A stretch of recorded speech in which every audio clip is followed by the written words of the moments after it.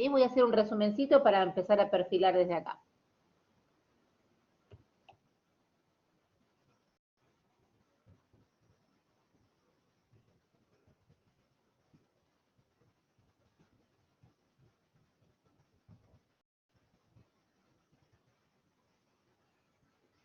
Bueno, el orden que fuimos trabajando fue el siguiente. Dentro de los fármacos antihipertensivos, habían empezado a hablar de diuréticos. Y luego vamos a seguir con adrenolíticos. Dentro de los adrenolíticos, esto así repasamos un poquitito para el parcial y repasamos los temas que ya vimos cuando vimos sistema adrenérgico. Es adrenolítico, está mal tipeado, ¿eh? Dentro de los adrenolíticos teníamos los agonistas alfa-2 centrales, clonidina, alfa-metildopa, guanfacina, guanabenzo.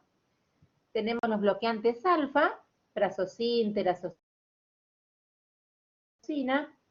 Tenemos los beta bloqueantes y tenemos los bloqueantes alfa y beta. Les repaso un poquitito para el trabajo práctico también. Entonces, acá tenemos agonistas alfa-2. De paso les estoy aceitando el trabajo a las chicas. Agonistas alfa-2. Acá se me ocurre clonidina, y las chicas van a trabajar sobre esto. Clonidina, alfa-metildopa, guanfacina, guanabenzo, todos ellos. Después teníamos los bloqueantes alfa. ¿Cuáles eran los bloqueantes alfa? Esta tablita es importante. No, nos vamos haciendo una idea, todas las estrategias farmacológicas que tenemos como fármacos antihipertensivos. Acá teníamos el prazosin, terazocin, primero con Z, terazocin, oxazocina, todo ese grupo farmacológico. Teníamos los beta bloqueantes.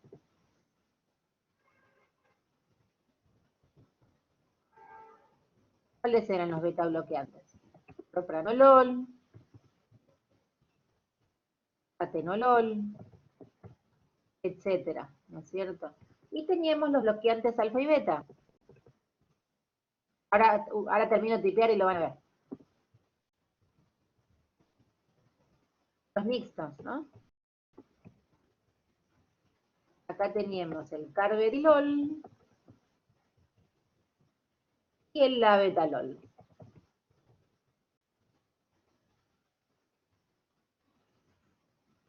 ¿Sí? ¿Recuerdan esto de adrenérgico? Chicos, a ver.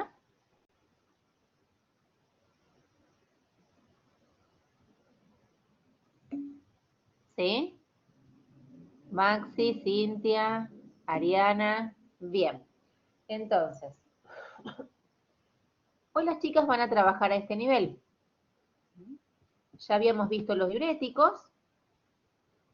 Y hoy las chicas van a arrancar por esta parte. Los adrenolíticos, los agonistas alfa, tildopa, etcétera, etcétera.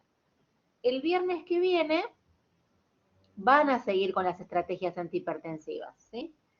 Van a ver todo lo que es vasodilatadores, los directos, los arteriovenosos, los antagonistas del calcio, con el rapamilo, la amlodipina, el diltiazem, la nifedipina, los inhibidores de la enzima convertidora de angiotensina, los inhibidores de la ECA, ¿sí? Recuerden que si yo no tengo angiotensina 2, no tengo una poderosa vasoconstricción, entonces ahí va a estar bueno. Ahora reinicio. Les decía que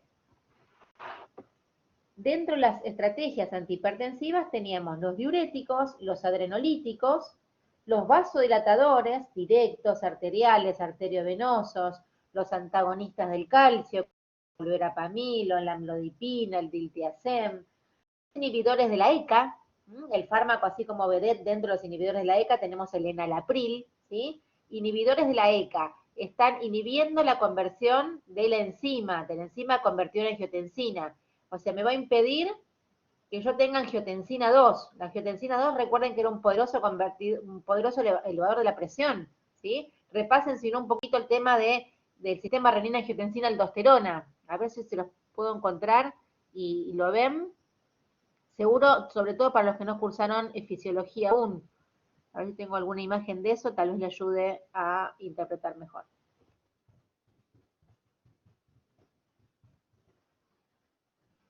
Los que cursaron fisiología sí saben de qué estoy hablando, ¿verdad?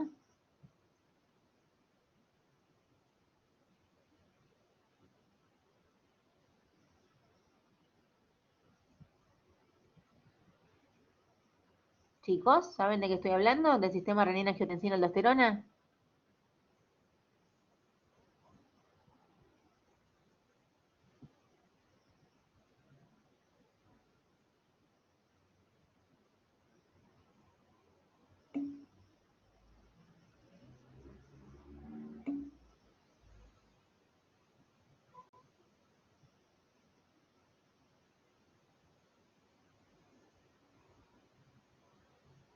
A ver,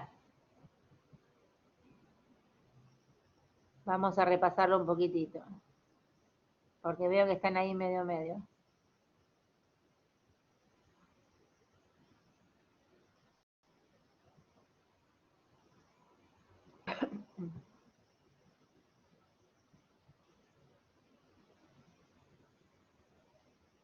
Tengo el hígado, ¿sí? El hígado libera una sustancia que es el angiotensinógeno, que con la renina del hígado, perdón, con la renina del riñón, pensé en riñón y dije hígado, con la renina que genera el riñón, que es una sustancia que libera el riñón, pasa de angiotensinógeno a angiotensina 1. Con la enzima convertidora de angiotensina, pasa de angiotensina 1 a angiotensina 2. Y fíjense la cantidad de factores fisiológicos que generan la angiotensina 2. Por un lado, incrementa el sistema simpático.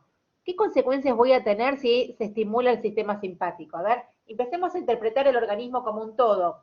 Porque que yo les dé urinario por un lado, cardio por el otro, urinario por el otro o simpático por el otro, es a fines pedagógicos, pero en realidad el organismo se comporta como un todo, ¿no es cierto? Entonces, yo les digo que la angiotensina 2 incrementa el sistema simpático. ¿Qué va a pasar? ¿Qué consecuencias va a tener una estimulación simpática? ¿Qué neurotransmisor está implicado en el sistema simpático?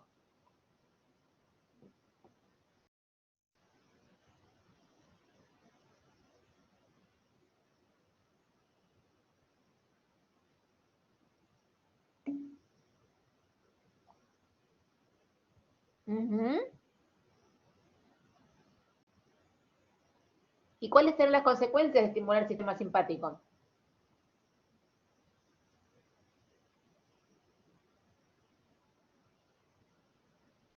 ¿Qué neurotransmisores están implicados? Él me dice adrenalina y noradrenalina. ¿Qué consecuencias voy a tener? En la presión, en el ritmo cardíaco. Si no razonamos así, no tiene sentido estudiar el mecanismo de acción. Eleva la presión al ritmo. Bien, José. Entonces, si yo inhibo angiotensina 2, como inhibidor de la convertidora de angiotensina, no voy a tener todos los efectos que genera la angiotensina. Vasoconstricción arteriolar, estimulación de la glándula pituitaria, reabsorción de cloruro y de potasio, excreción de agua, estimulación del sistema simpático. Acá va a actuar los inhibidores de la ECA. ¿Sí? Ahora sí, por eso fisio y fármaco van de la mano. ¿Se entendió? Lo vuelvo a explicar. ¿Vamos hasta acá?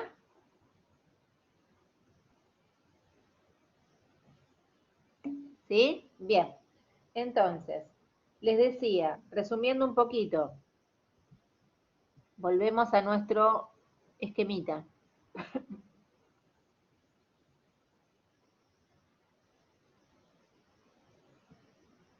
Dentro de la clasificación de las drogas antihipertensivas, Maximiliano había hablado de diuréticos, hoy van a hablar de adrenolíticos y las clases siguientes van a ser de vasodilatadores. Vasodilatadores, ¿qué va a pasar con la presión? Lo mismo, ¿sí? Vamos a ver que tenemos arteriales, arteriovenosos, van a estar los antagonistas del calcio. Ahí vamos a ver, tal vez los que estén en el mostrador de farmacia van a estar un poquito más familiarizados con estos nombres, la amlodipina, el diltiazem, la nifedipina, son todos fármacos antagonistas del calcio. Y después van a dar los inhibidores de la ECA, los que charlamos un poquito recién. Ahí tenemos el enalapril, pero hay también un poquito más nuevos, el ramidopril, el lisinopril. Y después van a exponer también los inhibidores de AT1, de la angiotensina 1, el losartán, el ibersartán, el telmisartán, y los venosos, los vasodilatores venosos, la nitroglicerina, el disosorbide, el nitroprusiato, ¿sí? Cardio es largo, ¿sí? Los fármacos, las drogas antihipertensivas son largas de estudiar porque son un montón. Cada vez hay más, afortunadamente. Fíjense, si en un parcial o en un final se les toma clasificación de drogas antihipertensivas, tienen para lucirse, porque pueden ingresar desde un montón de estrategias farmacológicas, antagonistas del calcio, vasodilatadores, diuréticos, adrenolíticos, ¿sí? Hay un montón de estrategias farmacológicas para ayudar a bajar la presión. ¿Vamos hasta acá?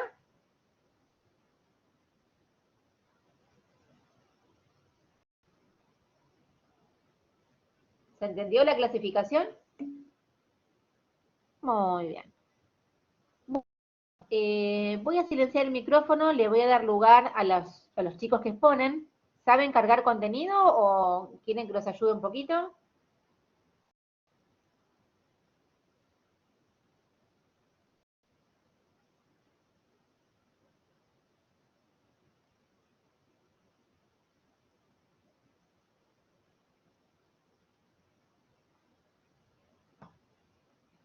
Grupo 2, se prepara grupo 2. Ahí sabemos. Buen día.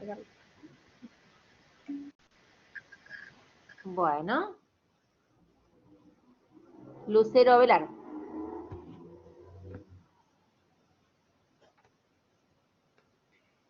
Mi idea es ir tratando de que lo conversen, no que lo leen. Traten de hacerse una idea, una conclusión y lo vamos conversando entre todos, ¿sí? No tiene sentido que lo lean porque después no lo razonan. Son varias cátedras que leen y la tendencia es otra.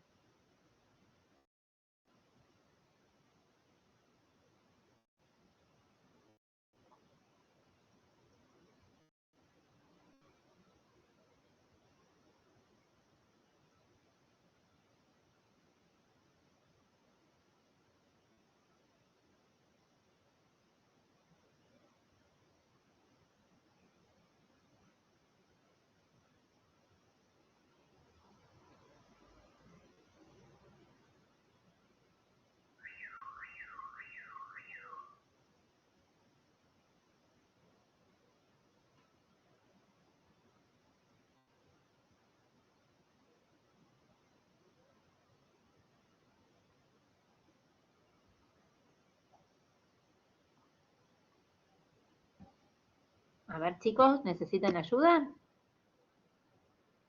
para cargar contenido. Recuerden que el formato es PDF o Word. Put. Sí. Ah, puse compartir archivos, pero me aparece el circulito cargando. ¿Te aparece descargando? Sí, a veces tarda un poquito.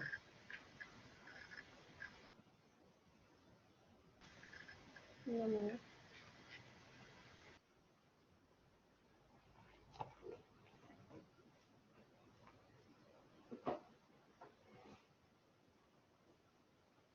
Van a ver que para encarar el trabajo práctico van a necesitar un poquito más de información farmacológica. Inténtenlo, ¿sí?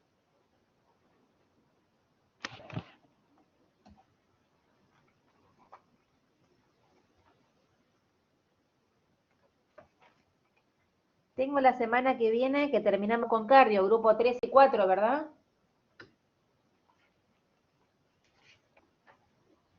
Paredes, Casal Oliveira, Rodríguez, Agüero, Laurina, Belsunce, Citronti, ¿correcto?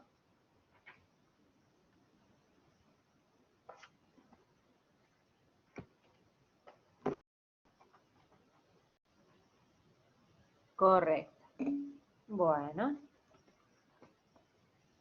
A ver, vamos a terminar con cardio, entonces, y vamos cómodos con el programa, venimos muy bien este año. Y el 28 tengo el segundo parcial y recuperatorio del primero.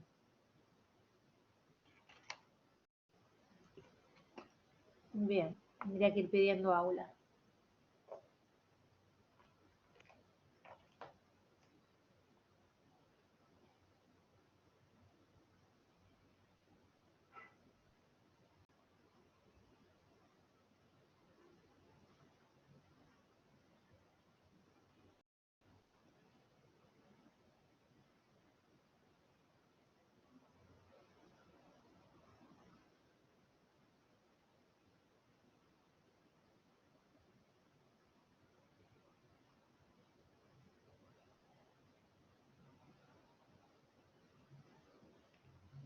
¿Querés mandármelo a mí e intento? Pesado, tarda en convertir.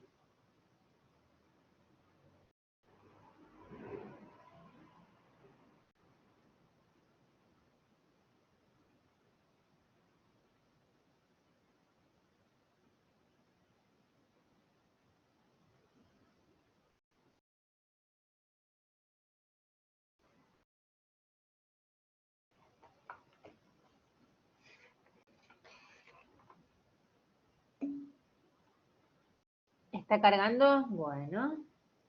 Sí, a veces me pasa que queda ahí la ruedita y tarda. Bueno, ya largamos, ¿eh?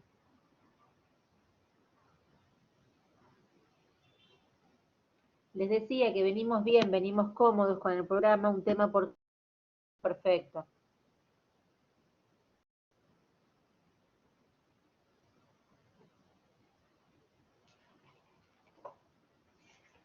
Grupo 2, Lucero Velar. A Irina la veo intermitente. Está Ariana, pero Irina está ahí, va y viene. Ah, estamos. Hola, profe, buen día. Sí, no sé, Bueno, anda mal la plataforma hoy, me parece. ¿qué tal? Buen día. Sí, a mí me costó entrar. Ahí se está volviendo a conectar Irina.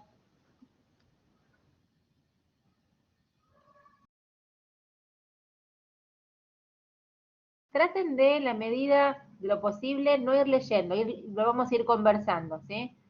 Vamos a cambiar el perfil estratégico pedagógico. Los venimos perfilando para la tesina. ¿Ya tienen tema de tesina?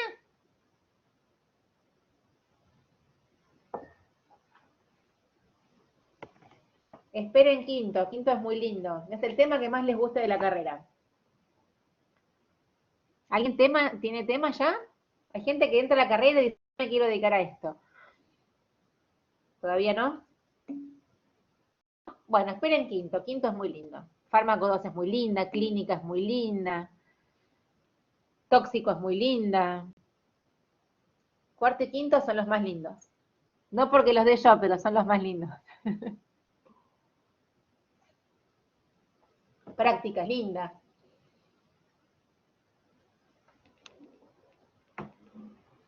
Bueno, ya largamos, ¿eh?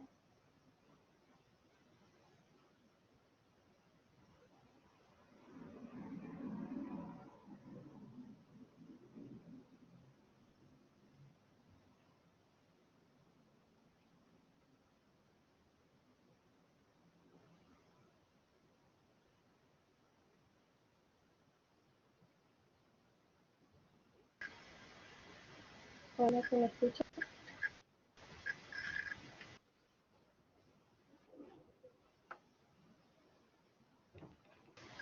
Hola.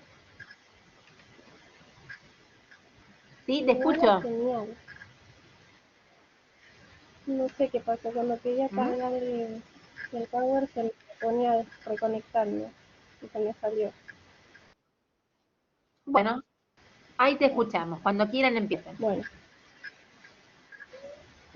No toquen el bueno, puntero, nosotros así vamos largan a las hablar chicas. sobre Bueno, ¿de qué van a hablar? los adrenolíticos. Habla un Comenzamos poquitito más con los fuerte, por favor. agonistas. ¿Ahora te escuchas? ¿Sí? Bueno, ¿La nosotros vamos escuchan? a hablar sobre los Karina. adrenolíticos.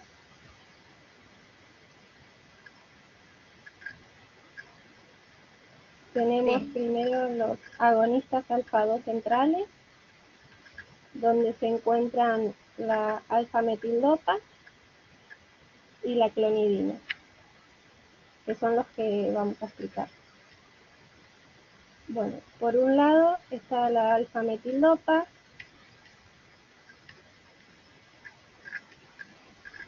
que es un agonista análogo de la dopa, es inhibidor de la dopa descarboxilasa.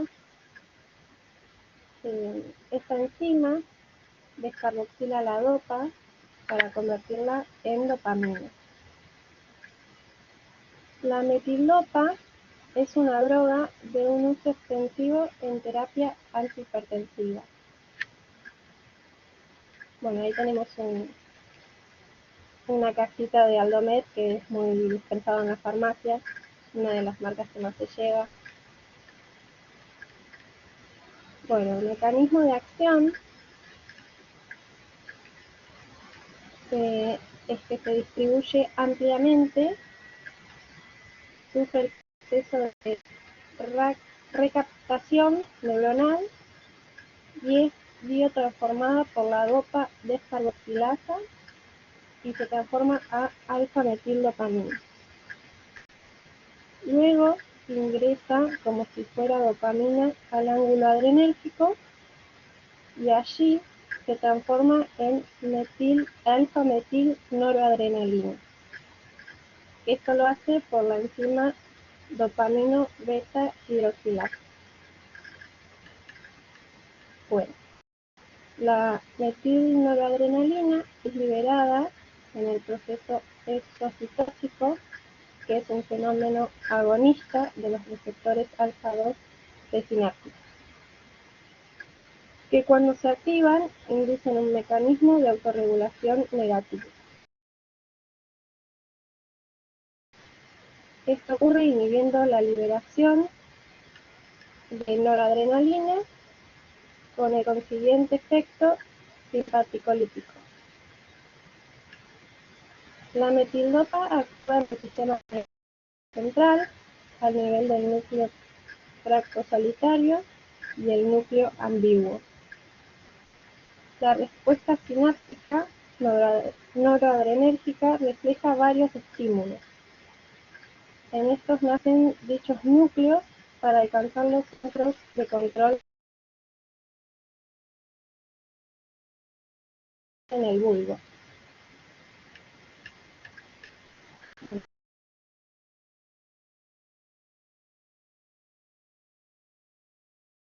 presión arterial. No afecta el flujo sanguíneo, renal ni la filtración glomerular. También ocasiona, sin embargo, retención del sodio. ¿Ahora se escucha?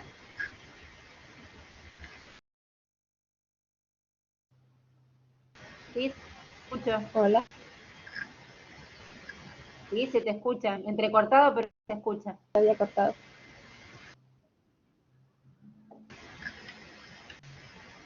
Sí, cuando prendo el micrófono como que me baja la señal. Bueno, repito las acciones farmacológicas por las dudas.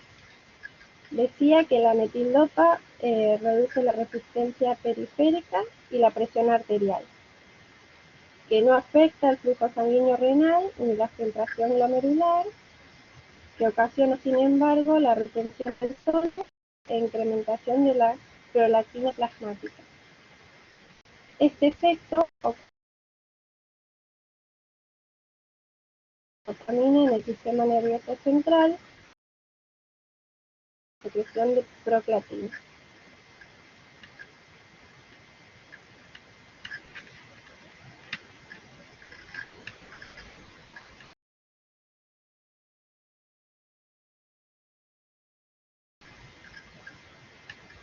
Que esta se absorbe principalmente por vía oral, aproximadamente el 50% de la dosis. El efecto hipotensor máximo se desarrolla luego de las 4 o 6 horas. Se liga escasamente a proteínas plasmáticas y atraviesa la barrera hematoencefálica.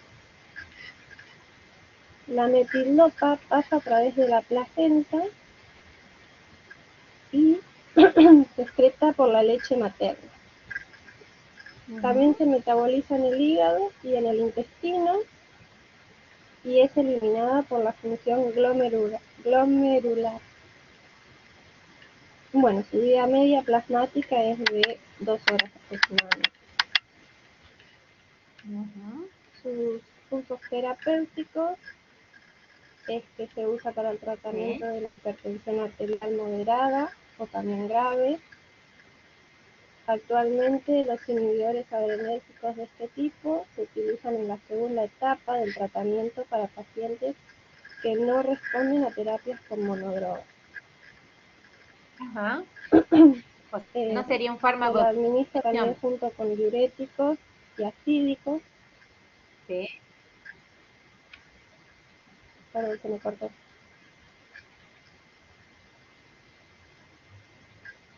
Puede usarse también. ¿Qué pasa con la el combinación embarazo? de otras drogas.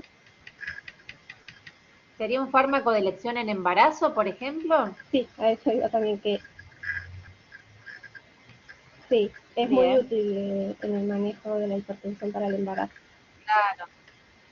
Recuerden que no podemos inhibidores de la ECA en el embarazo. La angiotensina 2 es muy útil para el crecimiento fetal, entonces no puedo un inhibidor de la ECA. Ahí los estoy ayudando un poquitito para el trabajo práctico. No doy inhibidores de la ECA, ¿sí? Puedo dar algunos de estos agonistas alfa-2 centrales, como la clonidina, el alfa-metildopa. Bueno, seguimos un poquito más.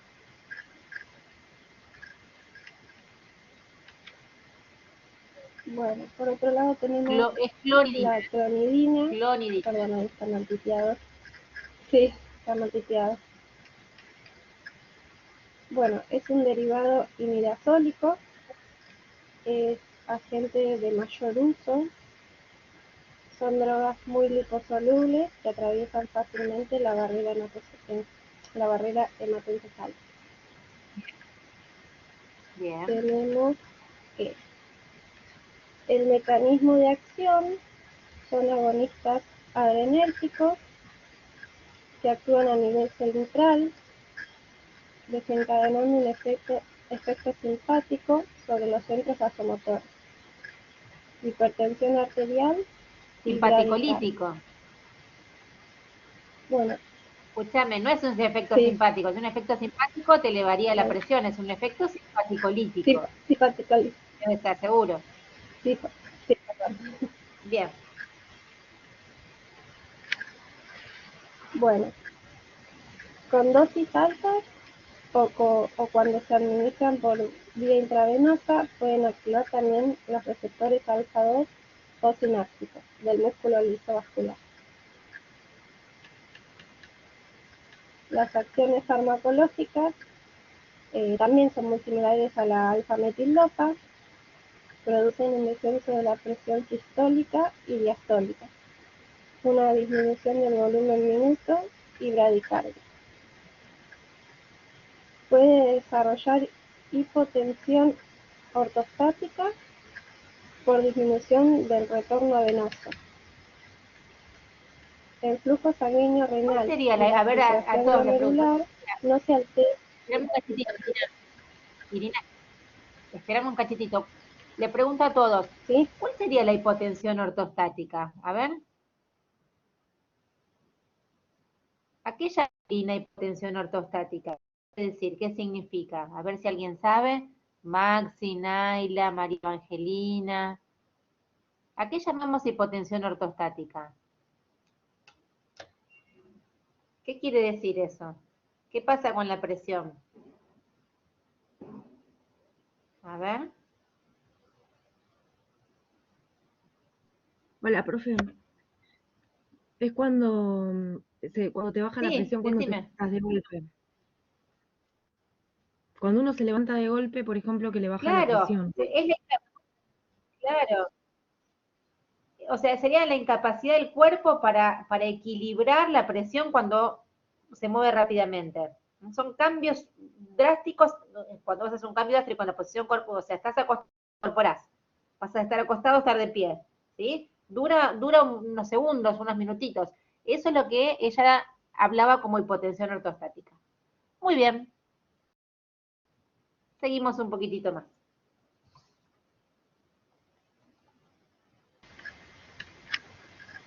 Bueno, el flujo sanguíneo renal y la filtración glomerular no se altera con estos agentes y puede ocurrir una retención de agua y de sodio.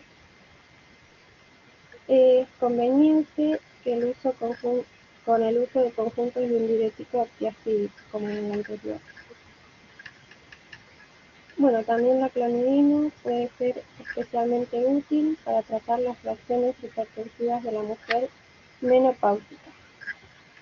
Como en este caso, el uso de estrógeno está contraindicado y en el tratamiento de los síntomas cardiovasculares también de las supresiones del alcohol y el tabaco en pacientes adictos.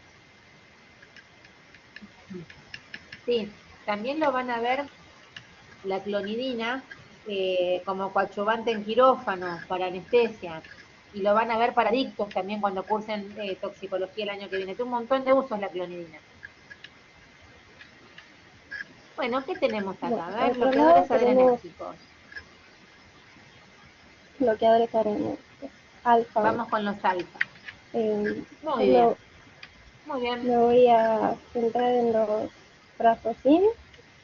Hay otros también, pero voy a explicar. Sí, Bueno, es un derivado muy bien. quinasólico. También está el prazosin, doxazosin y primazosin, que son derivados de del prazosin. Se diferencian más que nada en la duración que tienen de la acción farmacológica, pero después son muy similares. El mecanismo de acción del prazosin es que es un antagonista competitivo de las catecolaminas en los receptores alfa 1 de arteriolas y venulas. Después la acción farmacológica es que es antihipertensivo. Produce una disminución de la resistencia periférica y también un descenso de la presión arterial por sus acciones vasodilatadoras. El prazosin bloquea los efectos de las catecolaminas endógenas. El bloqueo alfa y la hipotensión consecutiva origina a partir de los barroreceptores un reflejo simpático que desencadena taquicardia. Esto aumenta el volumen minuto y retención hidrosalina. Este efecto reflejo es más marcado si el bloqueo alfa es total, es decir, de los receptores alfa 1 y alfa 2.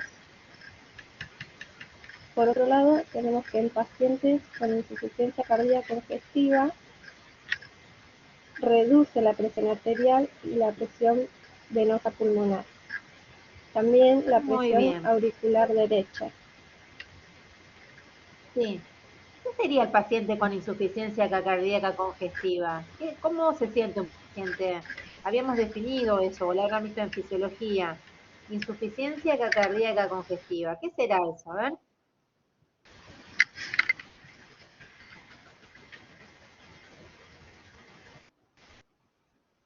¿Qué será?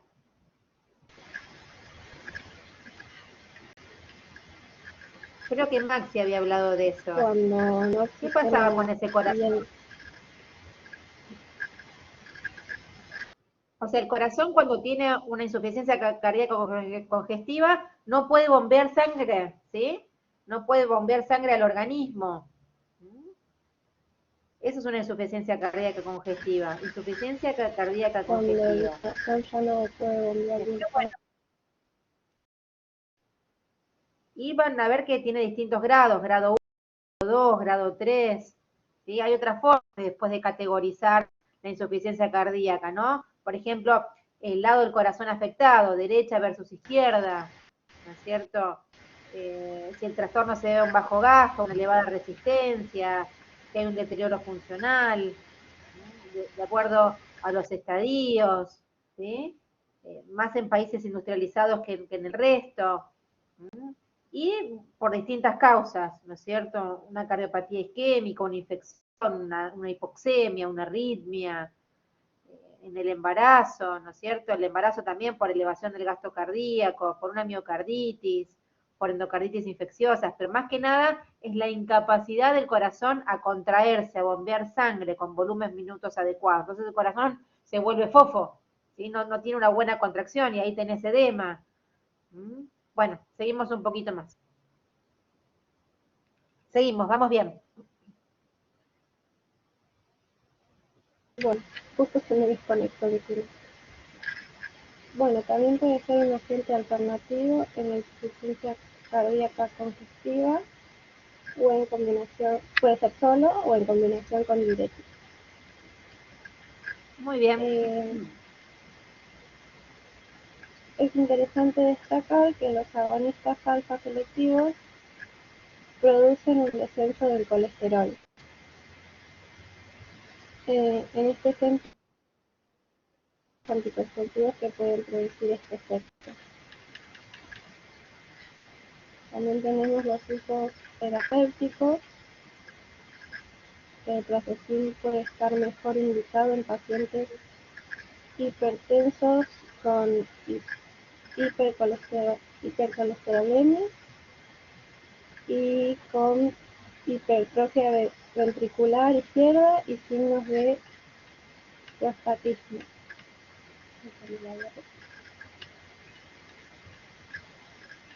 En casos especiales, el Prasucin puede ser usado para el tratamiento de insuficiencia cardíaca congestiva severa con digitálicos y diuréticos.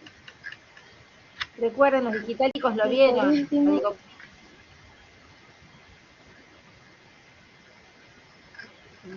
tenemos la farmacocinética, que se absorbe bien por vía oral. La presencia de alimentos puede dificultar la absorción. La concentración plasmática mayor alcanza entre las 2 y 3 horas. Tiene un tiempo en el que también se desarrolla el efecto hipotensor. Se distribuye ampliamente. La vida media plasmática es de 3 a 4 horas, pero su efecto hipotensor dura entre 16 y 20. Bueno, es metabolizado en el hígado por metilación y conjugación y se excreta por el riñón. Muy bien, Ese sería el proceso. muy bien.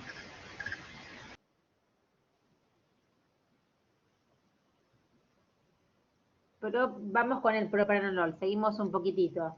Bueno, entonces, dentro de los adrenolíticos, ella ya habló de los agonistas alfa-2 centrales, como la clonidina y la alfa-metildopa, y habló de los bloqueantes alfa, como por ejemplo el prazosina. Ahora, por lo que veo, va a hablar de los beta, propanolol, atenolol, bisoprolol. Muy bien. Seguimos un poquito más. Bueno, profe, ahora sigo yo. Bueno, Voy a hablar de beta bloqueantes primero y después voy a hablar de los beta bloqueantes y alfa. En primer ¿lo has lugar, visto?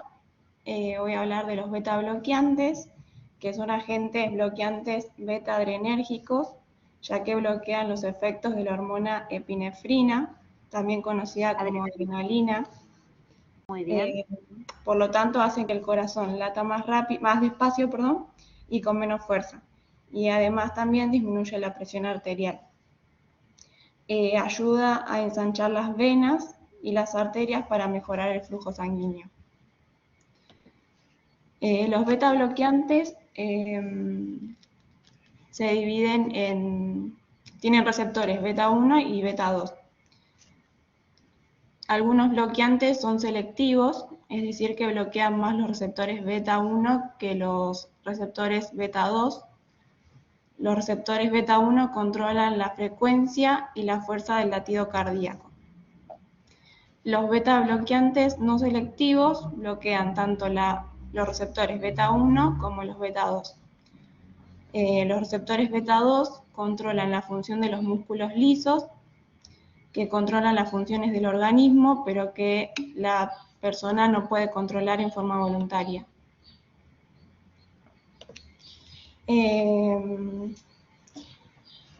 Existen dos características especiales que determinan el papel farmacológico y toxicológico de los beta bloqueantes, que es la cardioselectividad y la actividad simpático-mimética intrínseca. La cardioselectividad implica una acción específica sobre receptores beta 1, no mejora la eficacia terapéutica, pero reduce la incidencia de algunos efectos adversos, especialmente de tipo respiratorio y metabólico, ligados a los receptores beta 2. Es el que más trascendencia clínica tiene. Muy bien. Y la actividad simpático-mimética intrínseca, que es la actividad agonista parcial, supone que existe una estimulación beta-adrenérgica previa al bloqueo, que esto proporciona un tono simpático en reposo, pero no suele tener repercusiones en condiciones clínicas normales. Muy bien. Bueno, el propranolol se utiliza para tratar las siguientes patologías. La hipertensión, que es cuando mayormente se da cuando otros medicamentos no funcionan bien para controlar la presión arterial. Después para la insuficiencia cardíaca cognitiva, para la arritmia, que es el ritmo cardíaco anormal, para la angina de pecho, y también se administra en pacientes que han sufrido un ataque cardíaco y se utiliza para prevenir futuros ataques, para que no vuelva a suceder. Sí. Bueno, habrán visto ustedes, discúlpame que te interrumpa, cuando vieron adrenérgico, que el propanolol en realidad se utiliza para un montón de cosas. ¿Sí? Recuerden, por ejemplo, cuando vieron migrañas. No sé si recuerdan esto cuando vieron migrañas, que se podía utilizar propanolol también. En crisis, por ejemplo, lo van a ver en fármaco 2, en crisis tiroideas, por ejemplo, para bajar el nivel del sistema simpático. Tiene un montón de usos el propanolol. Migrañas, crisis tiroideas, ¿sí? Es más, en primer mundo lo utilizan la gente que practica tiro también para disminuir el nivel de los temblores. ¿Sí? Cantidad de usos tiene el propanolol. Bueno, seguimos un poquito más. Bueno, voy a hablar de la farmacocinética y la farmacodinámica del propranolol. Es un antagonista competitivo de los receptores adrenérgicos beta 1 y beta 2. No tiene actividad agonista en el receptor beta, pero posee actividad estabilizadora de membrana a concentraciones superiores de 1 a 3 miligramos por litro, aunque estas concentraciones no se alcanzan en tratamientos orales.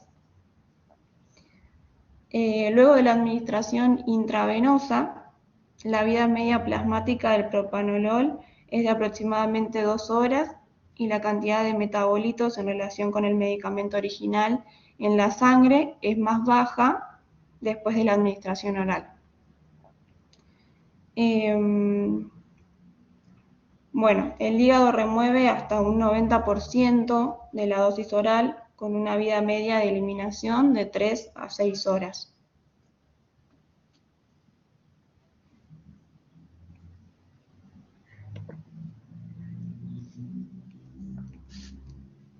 Y ahora voy a hablar del carvedilol, que es un beta bloqueante no selectivo con la capacidad adicional de bloquear receptores alfa 1, que a diferencia del anterior, este sí bloquea los receptores alfa. Tiene una acción hipertensiva y además la menor reducción de la frecuencia cardíaca con carvedilol puede prevenir la bradicardia severa. También tiene acción dilatadora arteriolar.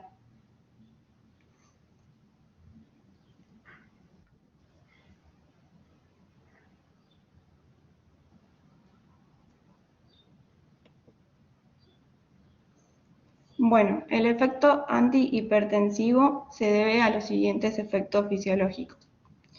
A ver, A importancia.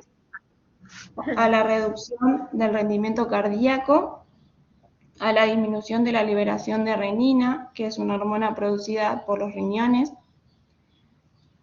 También baja la actividad del sistema nervioso simpático y también se debe a la reducción del retorno venoso y del volumen plasmático.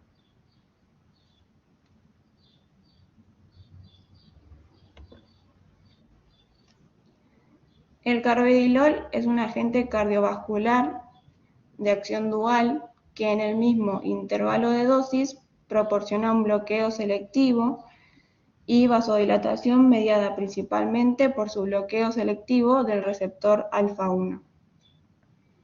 Carece de actividad simpático-mimética intrínseca, que es la capacidad que tienen algunos beta bloqueantes de producir una respuesta agonista del receptor beta.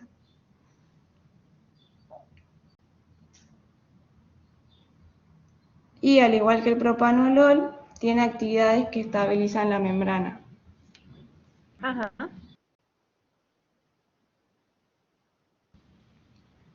Tras la administración oral, el carvedilol se absorbe rápidamente, alcanzando la concentración máxima después de 1 hora de consumido. Es metabolizado en una variedad de metabolitos que se eliminan por bilis o también por vía renal, pero en una menor fracción. Y la vida media de eliminación es de 6 a 7 horas.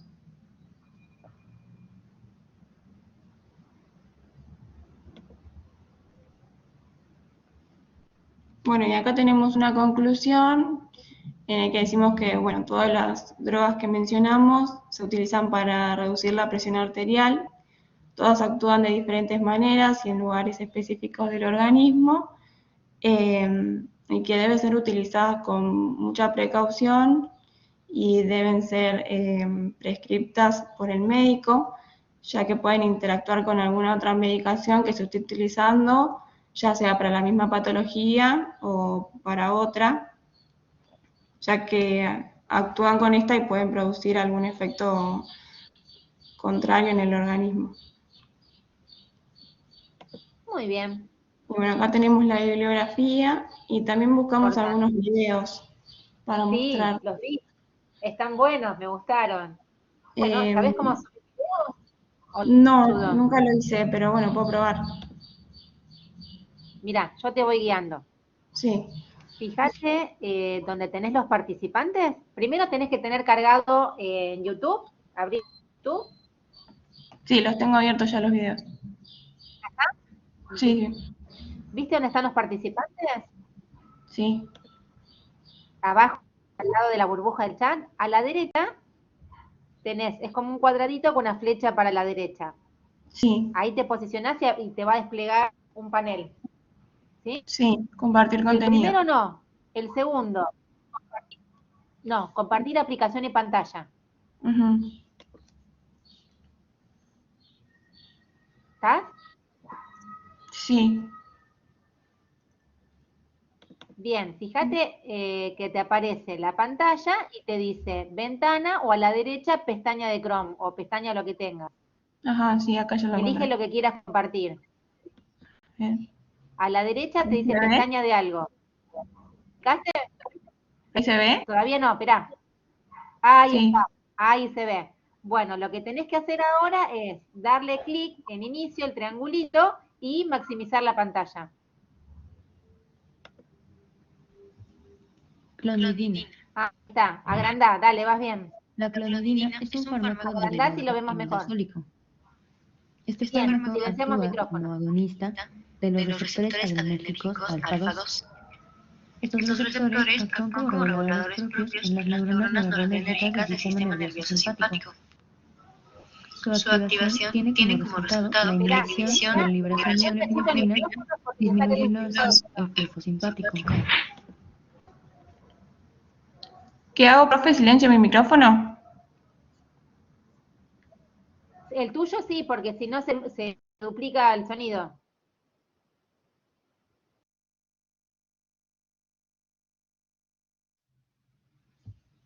Clonidina.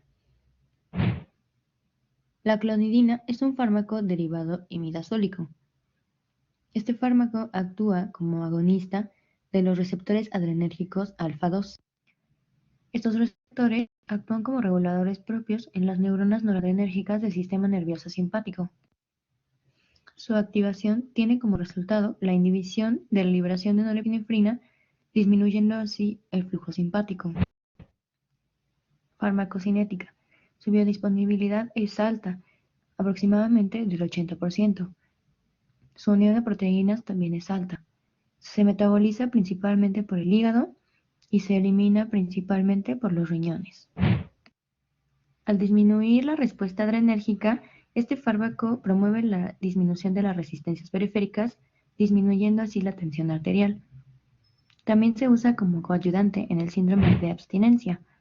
Algunos de los efectos adversos que podemos encontrar con el uso de este fármaco son los siguientes: hipotensión ortostática. También podemos encontrar bradicardia, síndrome de Raynaud e hipertensión de rebote. Efectos gastrointestinales, como sequedad de boca y estreñimiento, siendo estos dos los más comunes. También algunos neurológicos, como somnolencia, vértigo e incluso podemos encontrar sedación. Your family has dragons.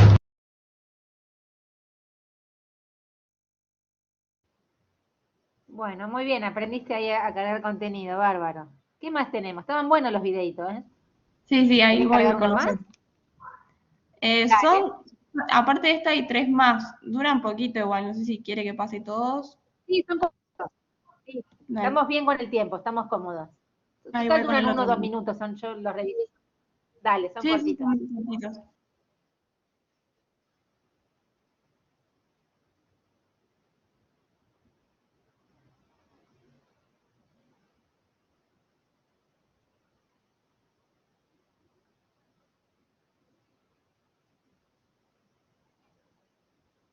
Prazosin es un fármaco antagonista de los receptores adrenérgicos.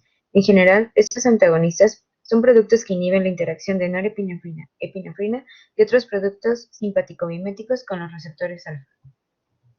Antagonista de los receptores adrenérgicos alfa. Los receptores adrenérgicos alfa median muchas de las acciones importantes de las catecolaminas endógenas. Las respuestas de particular importancia clínica comprenden la contracción mediada por los receptores alfa-1 de músculo de fibra lisa de arterias, venas y vísceras. Algunos de los efectos más importantes de los antagonistas de los receptores alfa en el ser humano se observan en el aparato cardiovascular. Intervienen acciones en el sistema nervioso central y la periferia, y los resultados dependen del estado cardiovascular del paciente en el momento en que se administra el fármaco y la selectividad relativa de dicho medicamento por los receptores alfa-1 o alfa-2. Antagonistas de los receptores alfa-1. Propiedades farmacológicas generales. El antagonismo de los receptores adrenérgicos alfa-1 inhibe la vasoconstricción inducida por las catecolaminas endógenas. Puede haber dilatación al nivel de los vasos de resistencia arteriolares y de las venas. Esto va a dar como resultado la disminución de la presión arterial al decrecer la resistencia periférica. El antagonismo de los receptores alfa-1 también inhibe la vasoconstricción y el incremento de la presión arterial producidos por la administración de una amina simpático-mimética. Antagonizar las acciones de los receptores alfa-1 alivia algunos de los síntomas de la hiperplasia prostática benigna. El antagonismo de los receptores alfa-1 también permite la relajación de los músculos de fibra lisa y aminora la resistencia a la expulsión de la orina. Prazosina. Es el prototípico antagonista con selectividad por alfa-1 y su afinidad por dichos receptores es unas 1000 veces mayor que por los alfa-2. Debido en parte a su mayor selectividad por los receptores alfa-1, esta clase de antagonistas muestra mayor utilidad clínica. Propiedades farmacológicas. Los principales efectos de la prazosina son consecuencia del antagonismo que ocasiona en los receptores alfa-1 en arteriolas y venas. Ello hace que disminuya la resistencia vascular periférica y el retorno venoso al corazón. A diferencia de otros productos vasodilatadores, en general no acelera la frecuencia cardíaca. Además, dicho fármaco disminuye la precarga cardíaca, por lo que tiene poca tendencia a aumentar tanto el gasto cardíaco como la frecuencia cardíaca. Al parecer, dicho fármaco deprime la función varorrefleja en sujetos hipertensos. La prazosina y fármacos similares de esa categoría tienden a producir efectos favorables en los lípidos séricos de los seres humanos, al disminuir las lipoproteínas de baja densidad y los triacilglicéridos, al tiempo que aumentan las concentraciones de lipoproteínas de alta densidad. Farmacocinética. Su vía de administración es oral. La dosis inicial debe ser de 1 miligramo, que por lo regular se administra a la hora de acostarse para que la persona esté en decúbito por lo menos varias horas y así aminora el riesgo de reacciones sincopales que a veces surgen después de la primera dosis. La prazosina oral se absorbe muy bien y su biodisponibilidad es de 50-70%. En términos de 1 a 3 horas después de una dosis oral suelen alcanzarse concentraciones máximas de la prazosina en plasma. El fármaco se une con fuerza a las proteínas plasmáticas y queda solo 5% libre en circulación. El fármaco es metabolizado de manera extensa en el hígado y por los riñones se excreta poca cantidad de medicamento original sin cambios. La semivida plasmática es de unas 3 horas, aunque puede prolongarse de 6 a 8 horas en caso de insuficiencia cardíaca congestiva. La duración habitual de la acción del fármaco es de 7 a 10 horas en el tratamiento de la hipertensión. La prazosina está indicada para el tratamiento de la hipertensión arterial y de la hiperplasia prostática benigna. Los efectos adversos pueden ser pancreatitis, hepatotoxicidad, lupus eritematoso, hipotensión ortostática y su clasificación en el embarazo por la FDA es C. Cuando andás con un hambre mayúsculo, querés la R mayúscula, porque una cosa es...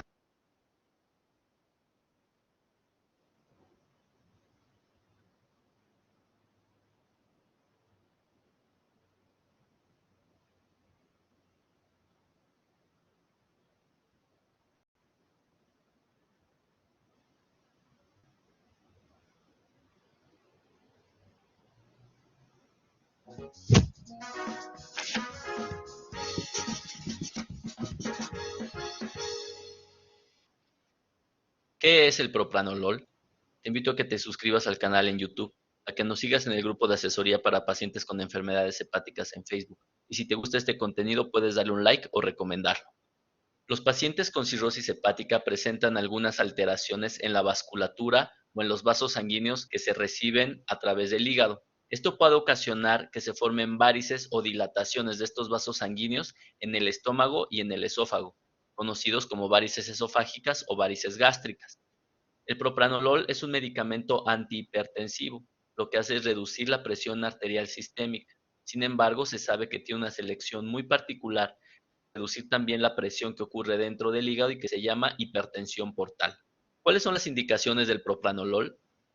En los pacientes con cirrosis hepática, el propranolol se indica para la prevención de las varices esofágicas, particularmente en dos escenarios. El primero de ellos es prevenir que aquellos pacientes que ya tienen varices esofágicas presenten un sangrado, y esto se denomina profilaxis primaria. Pero también se puede ocupar en aquellas personas que ya sangraron las varices esofágicas, y junto con la endoscopía se denomina profilaxis secundaria. ¿Y cuáles son las contraindicaciones para el uso de propranolol? Por las características de este antihipertensivo, no se recomienda su uso en personas que tienen problemas pulmonares graves, tales como el asma. También en personas que tienen diabetes mellitus, particularmente si están descompensados o tienen tendencia a desarrollar hipoglucemia. Tampoco se recomienda en personas que tienen disminución de la presión arterial, ya que les puede ocasionar mareo y con esto caídas. Tampoco se recomienda en personas que tienen trastornos cardiovasculares importantes, particularmente cuando tienen un ritmo cardíaco bajo. Y actualmente existe duda si en las personas que tienen ascitis importante, es decir, agua en el abdomen en gran cantidad, deben de recibir este medicamento. ¿Y cuáles son las complicaciones por el uso de propranolol? Las complicaciones más frecuentes es la reducción en los latidos cardíacos, lo cual se llama bradicardia, y en algunas ocasiones puede ocasionar síntomas, tales como malestar, cansancio, dolor de cabeza o mareo. Sin embargo, también puede ocasionar otros síntomas como diarrea, estreñimiento o disfunción eréctil. Por lo tanto, se requiere una vigilancia constante para poder otorgar una dosis adecuada a los pacientes que tienen riesgo de sangrado por varices esofágicas. Espero que te haya gustado este video y te invito a ver el resto de videos que están preparados para ti en el canal de YouTube. A que nos envíes todas.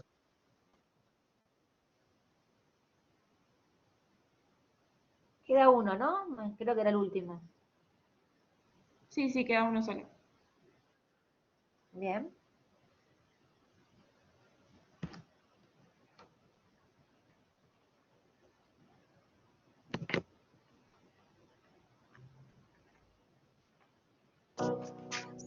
Hola, en el siguiente video hablaremos de carvedilol, su mecanismo de acción, farmacodinámica, farmacocinética, reacciones adversas, indicaciones y contraindicaciones. Comencemos.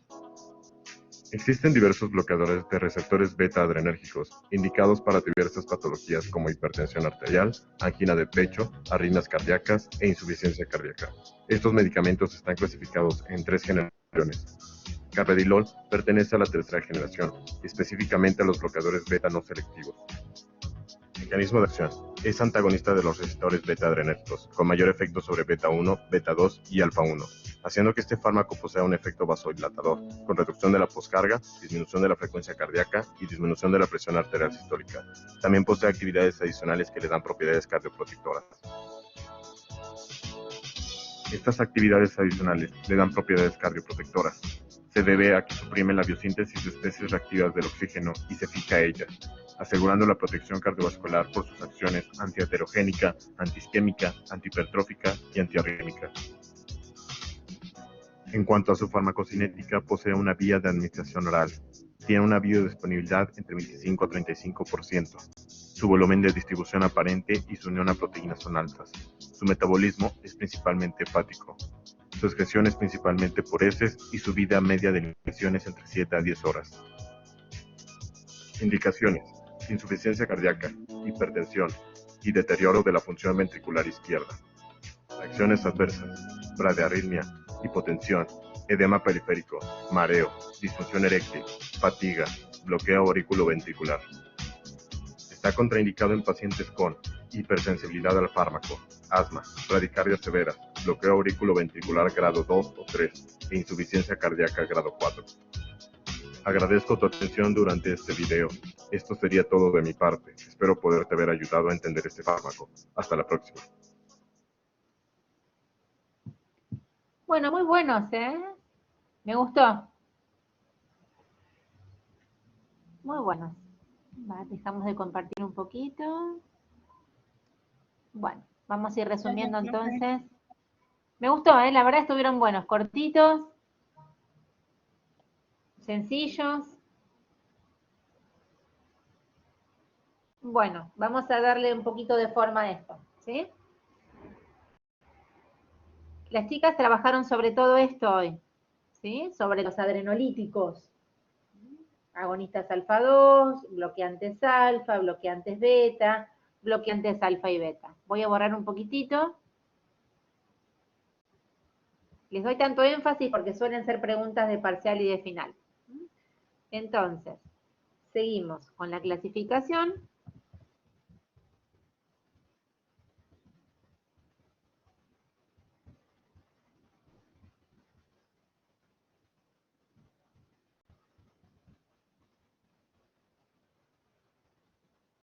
Primero diuréticos, ¿sí? Gran familia de diuréticos, las tiacidas con la hidroclorotiacida, etcétera, etcétera. Hoy los adrenolíticos, ¿sí? La semana que viene van a seguir con vasodilatadores. Y un grupo va a trabajar sobre antiarrítmicos, ¿sí? Dentro de los vasodilatadores, los antiarrítmicos no son antihipertensivos, son antiarrítmicos. Dentro de los vasodilatadores vamos a tener los directos, los arteriovenosos, los antagonistas del calcio, los inhibidores de la ECA, los inhibidores de la angiotensina 2, de la angiotensina 1, perdón, y los venosos. Ayudita para el trabajo práctico. Acá tenemos, dentro de los vasodilatadores, tenemos la primera gran familia que son los directos. Puede haber varias clasificaciones, ¿sí? Acá, por ejemplo, tenemos la hidralazina,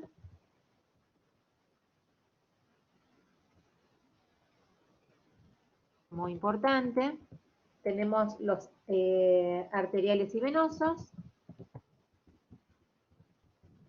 Ya les digo, puede haber alguna que otra variante en la clasificación.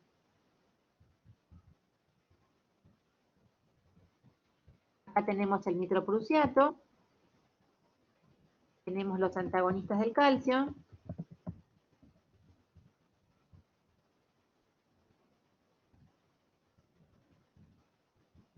por ejemplo, el verapamilo, la amlodipina. ¿Suenan estos nombres a los que están sobre todo en mostrador de farmacia? Los inhibidores la ECA.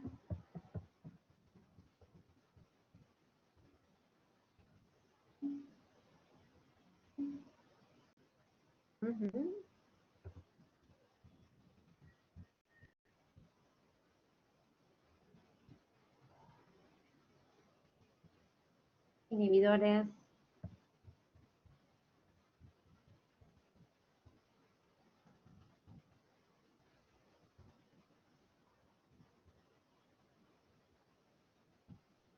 Losartán, por ejemplo.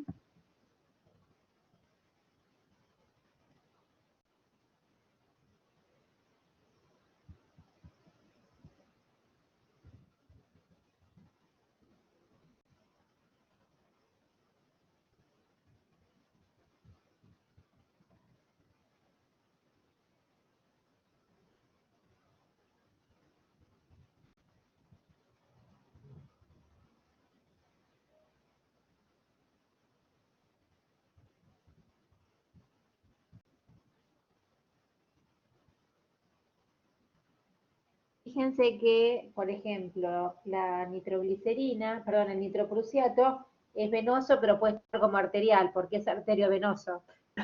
Si lo ponen así en un examen también está bien. Bueno, grupo 3 creo que tenía que trabajar sobre esto la semana que viene. Y grupo 4 antiarrítmicos. ¿Cómo veníamos con los temas?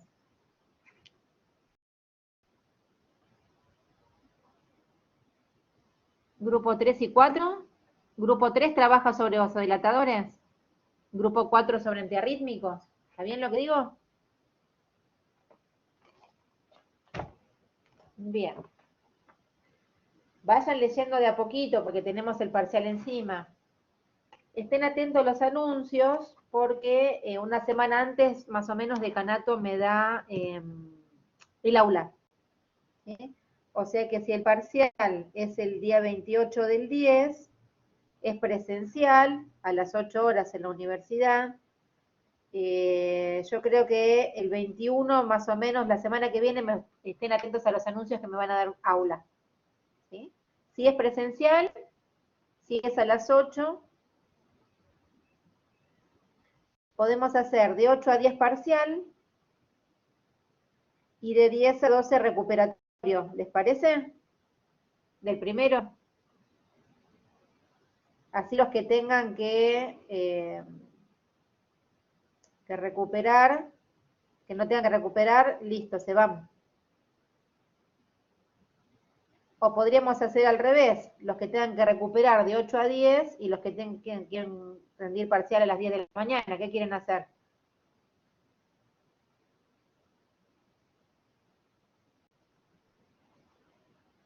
Díganme ustedes, para mí me da lo mismo, yo tengo que estar desde temprano. ¿Quieren recuperar en la primera parte y dar el parcial en la segunda?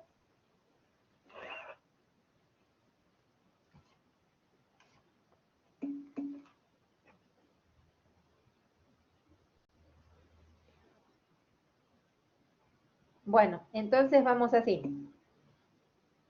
Parcial en la segunda. Bueno.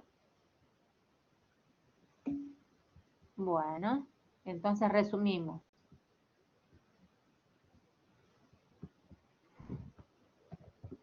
De 8 a 12, perdón, de 8 a 10,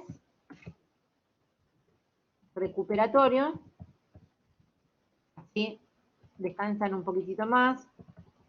Y de 10 a 12,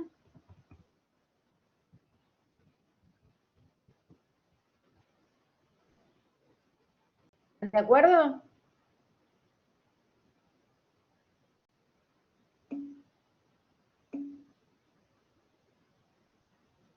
Ahí estoy agendando. ¿Están todos de acuerdo?